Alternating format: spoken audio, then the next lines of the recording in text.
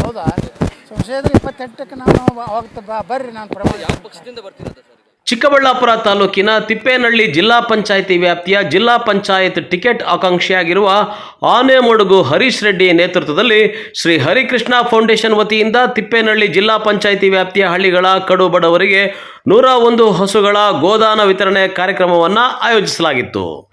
ಈ ಕಾರ್ಯಕ್ರಮಕ್ಕೆ ಬಿಜಾಪುರ ಶಾಸಕ ಹಿಂದೂ ಫೈರ್ ಬ್ರ್ಯಾಂಡ್ ಬಸನಗೌಡ ಯತ್ನಾಳ್ ಮುಖ್ಯ ಅತಿಥಿಗಳಾಗಿ ಆಗಮಿಸಿ ಕಾರ್ಯಕ್ರಮಕ್ಕೆ ಚಾಲನೆ ನೀಡಿ ಮಾತನಾಡಿದರು.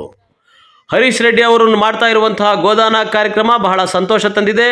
ಇದೇ ರೀತಿ ನಾಡಿನ ಜನ ಮುಂದೆ ಬಂದು ಗೋವುಗಳನ್ನು ದಾನ ಮಾಡಬೇಕು, ಪಶುಸಂಗೋಪನೆಯನ್ನು ಹೆಚ್ಚು ಮಾಡಬೇಕು. ಅದರಲ್ಲೂ HF ತಳಿಗಳ ಹಸುಗಳನ್ನು ಬಿಟ್ಟು ನಮ್ಮ ದೇಶೀಯ ನಾಟಿ ಹಸುಗಳನ್ನು ಕೊಟ್ಟರೆ ಉತ್ತಮ ಎಂದು ಹೇಳಿದರು. ಈ ಗೋವುಗಳು ಬೇರೆ, ನಮ್ಮ ಕಡೆ ಇರುವಂಥ ಗೋವುಗಳು ಬೇರೆ. ನಾನೊಮ್ಮೆ ಇಲ್ಲಿನ ಒಂದು ಅನೇಕ ಸಹಕಾರಿ ಸೊಸೈಟಿ ಏನದ ಹಾಲು ಖರೀದಿ ಕೇಂದ್ರಗಳನ್ನು ನೋಡಲಿಕ್ಕೆ ಬಂದಿದ್ದೆ ಲೋಕಸಭಾ ಸದಸ್ಯರಿದ್ದಾಗ. ಅವಾಗಲ್ಲಿ ನಮ್ಮ ರೈತರು ಹೇಳ್ತಾ ಇದ್ರು, ಒಬ್ಬ ಬ್ರಿಟಿಷ್ ಅಧಿಕಾರಿ ವಿದೇಶದಿಂದ ಈ ತಳಿಗಳನ್ನು ತಗೊಂಡು ಬಂದರು, ಈ ತಳಿಗಳ ಸಂವರ್ಧನೆ ಇಲ್ಲಿ ಆಯಿತು. ಏನು ನಮ್ಮ ದೇಶಿ ತಳಿಗಳೇನದಾವೆ, ನೀವೇನು ನಾಟಿ ತಳಿಗಳಂತ ಏನು ಹೇಳ್ತೀವಲ್ಲ, ಆ ನಾಟಿ ತಳಿಗಳಲ್ಲಿರುವಂಥ ಹಾಲು, ಅದರ ಸಗಣಿ, ಅದರ ಗೋಮೂತ್ರ ನಿಜಕ್ಕೂ ದೇವರಿಗೆ ಸಮರ್ಪಣೆ ಯಾವುದಾದ್ರೂ ಆಗ್ತಿದ್ರೆ ದೇಶಿ ತಳಿಗಳ ಹಾಲು. ನಮ್ಮೊಬ್ಬರು ಹೇಳಿದ್ರು, ತಿರುಪತಿ ತಿಮ್ಮಪ್ಪನಿಗೂ ಸಹ ಅದೇ ಹಾಲಿನ ಅಭಿಷೇಕ ಆಗ್ತದೆ. ನಮ್ಮ ದೇಶದಲ್ಲಿ ಹೆಂಗೆ ಬ್ರಿಟಿಷರು ಬಂದರು, ಹಂಗೆ ಈ ಒಂದು HF ಅನ್ನೋಂಥ ಒಂದು ತಳಿನೂ ಅವ್ರು ತೊಗೊಂಡು ಬಂದರು. ಈಗಾಗಲೇ ನಮ್ಮ ಮಂಜುನಾಥ ಸ್ವಾಮಿಯವರು ಹೇಳ್ದಂಗೆ ನಮ್ಮ ದೇಶದಲ್ಲಿ ಸ್ವತಂತ್ರ ಭಾರತಕ್ಕಿಂತ ಮುಂಚೆ ಭಾರತದಲ್ಲಿ ಪಶುಗಳ ಸಂಖ್ಯೆ 110 ಕೋಟಿ ಇತ್ತು. ಅವತ್ತು ಜನಸಂಖ್ಯೆ 33 ಕೋಟಿ ಇತ್ತು. ಈಗ ಪಶುಗಳ ಸಂಖ್ಯೆ 20 ಕೋಟಿ ಕೆಳಗಿದೆ, 140 ಕೋಟಿ ನಾವು ಜನಸಂಖ್ಯೆ ಆಗಿದೆ. ಈ ಜನಸಂಖ್ಯೆ ಹೆಚ್ಚು ಮಾಡಿದವರು ನಾವಲ್ಲ, ಹಿಂದೂಗಳಲ್ಲ, ಮಾಡಿದವರೇ ಬೇರೆ. ಈ ದೇಶದಲ್ಲಿ ಏನಾಗ್ಬಿಟ್ಟಿದೆ ಅಂದರೆ, ನಮಗನೇ ಬಹಳಷ್ಟು ರಿಸ್ಟ್ರಿಕ್ಷನ್.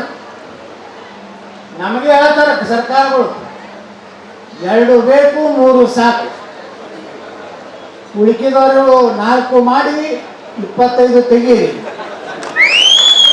ಈ ದೇಶದಲ್ಲಿ ಬಂದಂಥ ಈ ಒಂದು ಕೆಟ್ಟ ವ್ಯವಸ್ಥೆಯಿಂದ ನಾವು ಯಾರೂ ಸುರಕ್ಷಿತ ಇಲ್ಲ, ನಮ್ಮ ಗೋವುಗಳು ಸುರಕ್ಷಿತ ಇಲ್ಲ. ನೋಡ್ರಿ, ಗೋವುಗಳನ್ನ ಹತ್ಯೆ ಆಗ್ತದೆ. ನಮ್ಮ ಈಶ್ವರಪ್ಪ ಸಾಹೇಬ್ ಹೇಳ್ದಂಗೆ ಗೋ ಹಿಂತಕರಿಗೆ ಸತ್ರೆ ಪರಿಹಾರ ಕೊಡ್ತಾರೆ.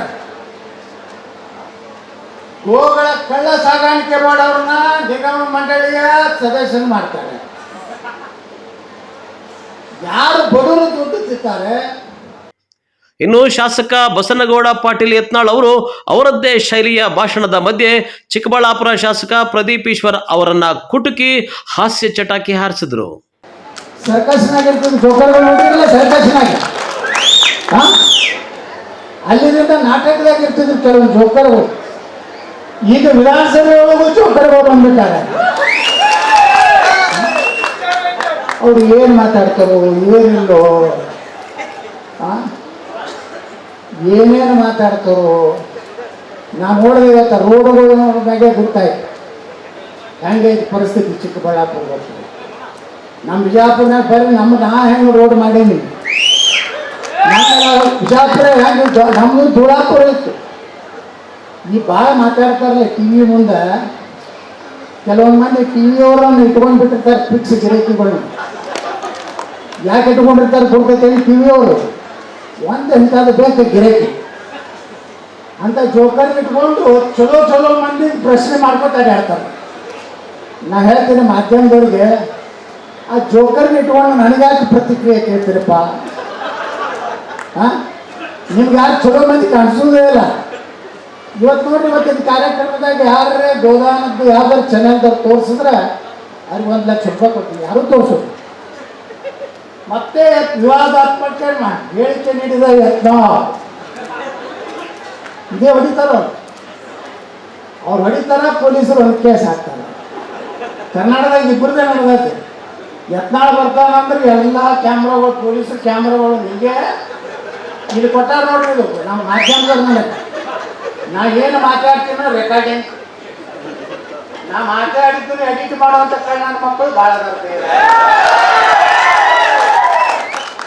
ಒಟ್ಟಲ್ಲಿ ಶಾಸಕ ಪ್ರದೀಪ್ ಈಶ್ವರ್ ಮತ್ತು ಬಿಜಾಪುರ ಶಾಸಕ ಯತ್ನಾಳ್ ಅವರ ಮಾತಿನ ಯುದ್ಧ ಮುಂದುವರೆದಿದ್ದು, ಶಾಸಕ ಪ್ರದೀಪ್ ಈಶ್ವರ್ ಅವರ ಕ್ಷೇತ್ರದಲ್ಲಿ ಯತ್ನಾಳ್ ಅಬ್ಬರದ ಭಾಷಣ ಮಾಡಿ ಸದ್ದು ಮಾಡಿ ಹೋಗಿದ್ದಾರೆ. ಕ್ಯಾಮರಾಮನ್ ಪ್ರವೀಣ್ ಜೊತೆ ಕಳವಾರ ಅರುಣ್, MMTV ನ್ಯೂಸ್, ಚಿಕ್ಕಬಳ್ಳಾಪುರ.